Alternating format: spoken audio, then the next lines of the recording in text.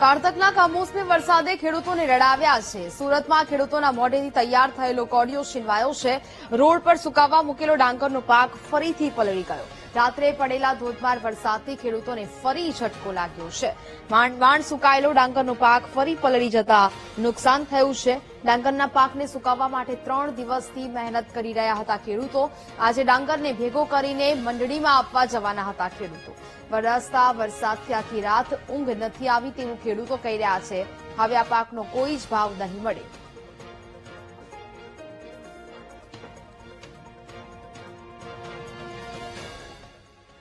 સુરતમાં કમોસમી વરસાદે ફરી એક વખત ખેડૂતોને રડાવ્યા છે।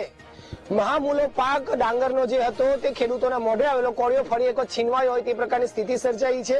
સુરતમાં છેલ્લા 24 કલાકથી વરસાદી માહોલ જોવા મળ્યો છે। શહેરમાં તમામ જગ્યાએ વરસાદ પડી રહ્યો છે। ગત મોડી રાત્રિએ ધોધમાર વરસાદ સુરતમાં સમગ્ર વિસ્તારમાં વરસ્યો હતો। તેને લઈને સુરતના જે છેવાડાના વિસ્તારોમાં આવેલો જે ડાંગરનો પાક છે તે ધોવાઈ ગયો છે। ડાંગરનો પાકની કાપણી થઈ ગઈ હતી અને હવે તો તે મંડળીમાં આપવા માટેની તૈયારી કરાઈ રહી હતી અને એ જ સમયે પાક જે છે તે પલળી ગયો છે। અત્યારે જોઈ શકાય છે સુરતના આ ભેસાણ ગામથી લઈને જે જહાંગીરપુરા અને દાંડી જે રોડ છે તે વિસ્તારના આ રોડ ઉપર પાક સુકાવા મૂક્યો હતો। આ ડાંગરનો પાક સુકાવા મૂક્યો હતો અને ગત મોડી રાત્રે ધોધમાર વરસાદ આવતા આ તમામ પાક પલળી ગયો છે। અત્યારે આ પાક જોઈ શકાય છે। આ તમામ ડાંગર જે છે તે ભીના થઈ ચુક્યા છે અને જે નુકસાનકારક થઈ ચુક્યા છે। આ ભીનો થઈ જવાના કારણે આ પાક જે છે તે ભારે નુકસાન થાય છે અને તેને જે વળતર મળવું જોઈએ તે પણ વળતર હવે નથી મળી રહ્યું। એટલે ફરી એક વખત કહી શકાય કે ખેડૂતોના મોઢે આવેલો જે કોળિયો જે છે તે કમોસમી વરસાદના કારણે ફરી એક વખત છીનવાયો હોય અને ખેડૂતોએ રડવાનો વારો આવ્યો હોય તે પ્રકારની સ્થિતિ સર્જાઈ છે।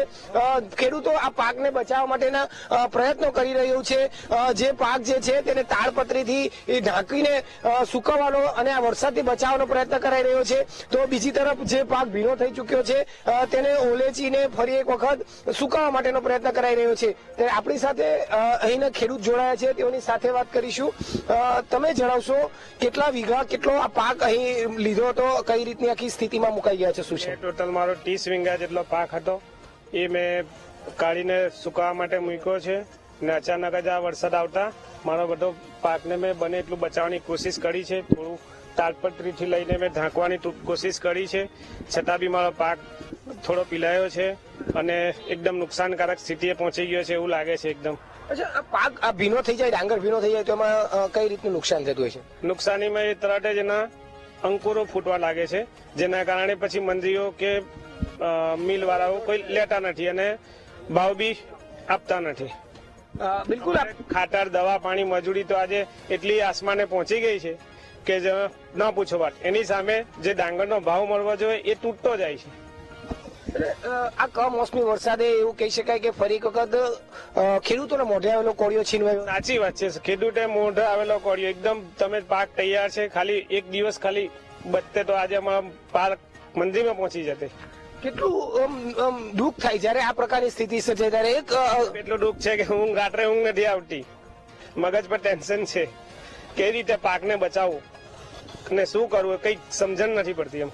આટલું મોટો વિસ્તારમાં પાક લીધો હોય, આટલી મહેનત કરી હોય અને છેલ્લે આવું થઈ જાય ત્યારે કેવા કેવા વિચારો આવી જાય છે?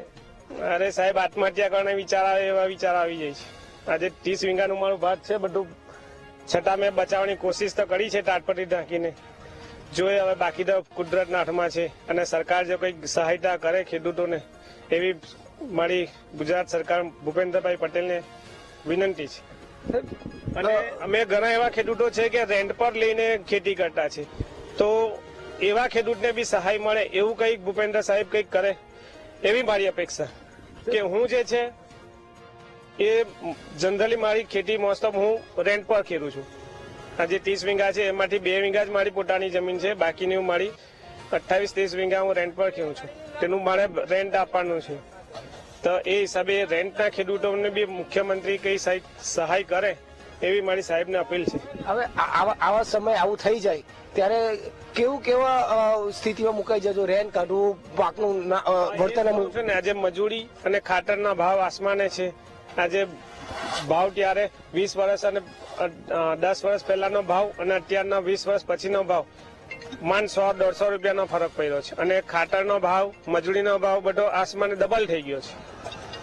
બિલકુલ, એટલે અત્યારે ખૂબ જ કપરી સ્થિતિમાં ખેડૂતો મુકાયા છે. સરકાર પાસે હવે વિનંતી પણ કરી રહ્યા છે કે તેઓને ક્યાંક યોગ્ય વળતર આપવામાં આવે. આપણી સાથે અન્ય ખેડૂત જોડાયા છે, તેઓની સાથે વાત કરીશું. કાકા, તમે જણાવશો કે અત્યારે જે રીતે સ્થિતિ સર્જાઈ છે, કેવી સ્થિતિમાં મુકાઈ ગયા છે ખેડૂત? શું તમે જોઈ શકો કે આ બધું પાક જુઓ, આ મારે બી આ બધું ઓઢારેલું છે બધું. બરાબર, આ લગભગ 125 ગુણ ભરી તૈયાર છે. બધું પીલાઈ ગયું. હવે અત્યારે વેપારી આવે કઈ શું કરે? હવે અત્યારે હવે એનો અડધા ભાવ જ માગે. હવે જે વસ્તુ આવે તે ભાવ બધો ઊંચો જાય, મજૂરી ઊંચી લાગે. આ બધા મજૂરી ઊંચી લાગે. બરાબર, ભાવ કઈ આવે ને તે આવે. આનો જે વળતર મળે, જેટલું મળે તે કઈ મળે નહીં. હવે આમાં તમે કેટલી મહેનત કરી એની? મારે 15-17 વીઘા ભાત છે. 15-17 વીઘા ભાત છે. બરાબર, આ જ પોઝિશન છે. આ બધું ઓઢાલું થાય 3-4 જગ્યાએ. તો હવે ખેડૂત કઈ રીતે શું કર? ખેડૂત મળવાનો વાર આવવાનો. ખેડૂત મળવાનો વાર આવવાનો. શું કરો? કોઈ આપવાનું નથી કોઈ વસ્તુ કોઈને. કેવા વિચાર આવી જાય? વિચાર રાતના ઊંઘ નહીં આવે. આખી રાત એમ જ કાઢવી પડે. અહીંયા 5 વાગે અહીંયા છે અમે.